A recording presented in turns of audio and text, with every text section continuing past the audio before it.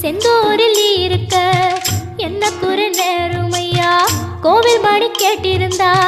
வாழ்வில் இல்லை கும்பமையா வலையில் வந்து விழுந்திடணும் மீனு விலை போனா பசிக்கு அது சோறு உப்பு காத்து ஊத காத்து சுத்தும் கடலு கரைய பார்த்து சத்தியமா கோயில் கொண்ட சுப்பையா எங்க குப்பத்துக்கு குல விளக்கு நீ ஐயா